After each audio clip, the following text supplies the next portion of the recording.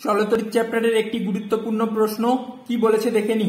বলেছে দুটি রোধকে শ্রেণী সমবায়ে যুক্ত করলে তুল্য রোধ হয় 25 ওহম এবং সমান্তরাল সমবায়ে যুক্ত করলে তুল্য রোধ হয় 6 ওহম। তাহলে রোধ দুটির মান নির্ণয় করো। খুব সহজেই করে নেব। আমরা ধরে নিচ্ছি, লিখবে তোমরা, ধরি রোধ দুটি হলো যথাক্রমে R1 এবং R2। এটা তোমরা লিখে নেবে প্রথমে।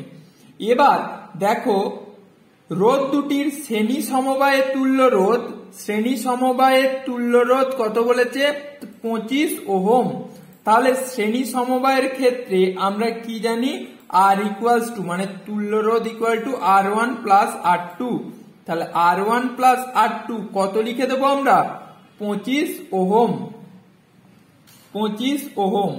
এটাকে 1 নম্বর সমীকরণ দিয়ে দাও। আচ্ছা, এবার এইখানে ইকুয়েশনে একক না লিখলেও হবে, লেখার দরকার নেই। এবার এখান থেকে আমরা R2 এর ভ্যালুটাকে বার করে নেব। R2 সমান কত হয়ে যাবে? 25। আর এই R1টা এদিকে গেলে কি হয়ে যাবে? Minus R1। এটাকে 2 নম্বর দিয়ে দিলাম। এবার দেখো রোধ দুটির সমান্তরাল সমবায়ের তুল্য রোধ কত বলে দিয়েছে? 6 ওহম।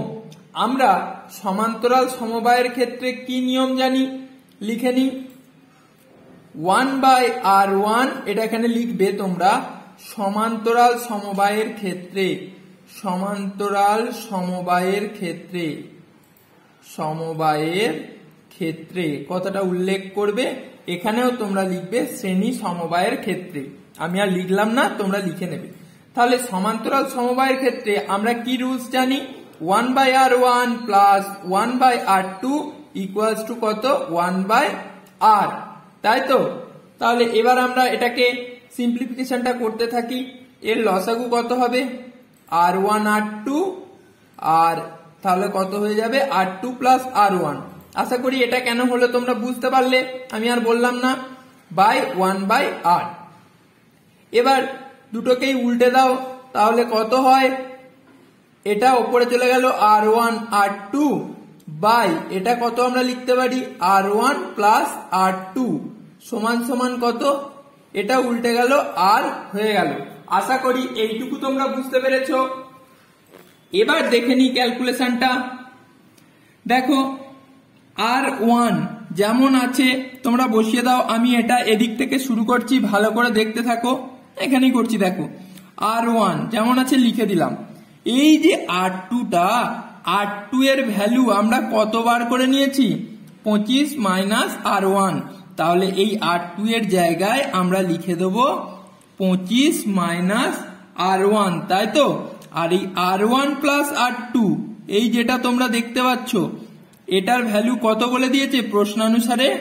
25 ওহম। তাহলে বাই 25। আর দেখো সমান্তরাল সমবায়ে যুক্ত করলে তুল্য রোধ কত বলে দিয়েছে প্রশ্নে? 6 ওহম। তাহলে আর এর ভ্যালু আমরা কত বসিয়ে দেবো?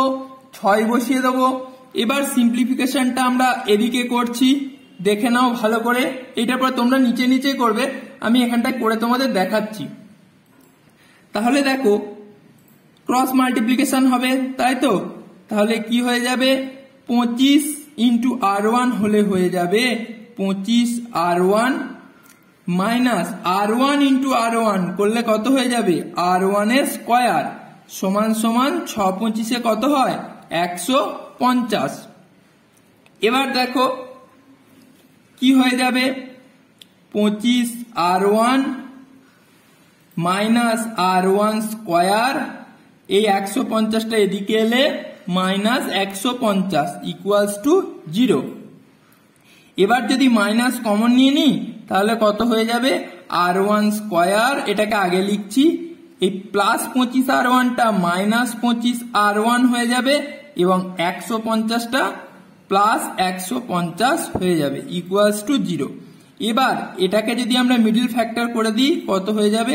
R1 স্কয়ার মাইনাস কত হবে? 15 R1 মাইনাস 10 R1। 15 R1 আর 10 R1 এটা কত হয় যোগ করলে? 25 R1 মাইনাস 150 ইকুয়ালস টু 0। এবার এই দুটো থেকে যদি আমরা R1 কমন নিয়ে নিই, R1 যদি কমন নিয়ে নিই কত পড়ে থাকবে R1 মাইনাস 15, আর এই দুটো থেকে যদি আমরা 10 কমন নিয়ে নিই তাহলে কত পড়ে থাকবে আমরা দেখে নিই। 10 যদি আমরা এখান থেকে কমন নিয়ে নিই তাহলে পড়ে থাকবে R1 মাইনাস 15 ইকুয়ালস টু 0। তাহলে এই দুটো থেকে আমরা একটাকে নেব R1 মাইনাস 15, আর যেটা পড়ে থাকবে R1 মাইনাস 10 ইকুয়ালস টু কত 0। তাহলে এই সমীকরণটা থেকে আমরা R1 এর একটা ভ্যালু কত পাবো, R1 পাবো 15, আর এটা থেকে আমরা R1 এর ভ্যালু কত পাবো 10। তাহলে এই দুটো ভ্যালু আমরা পেলাম। তাহলে এক্ষেত্রে যদি তোমাদের প্রশ্ন করে R1 এর মান 15 হলে তোমরা এখান থেকে R2 এর ভ্যালুটা বার করে দিতে পারবে। এই সমীকরণে বসিয়ে আমি করছি, দেখো R2 এর ভ্যালুটা আমরা বার করে নেব এই সমীকরণটায় বসিয়ে। তাহলে এখানে যদি আমি 15 বসাই 25 মাইনাস 15 কত হয়ে যাবে R2 10, আর এখানে যদি আমরা 10 বসাই তাহলে R2 এর ভ্যালু কত হয়ে যাবে 15। তাহলে তোমাকে যে প্রশ্নের উত্তরটা চেয়েছে যে রোধ দুটির মান কত, তাহলে রোধ দুটি হলো যথাক্রমে 15 ওহম এবং 10 ওহম। আশা করি বুঝতে পেরেছো।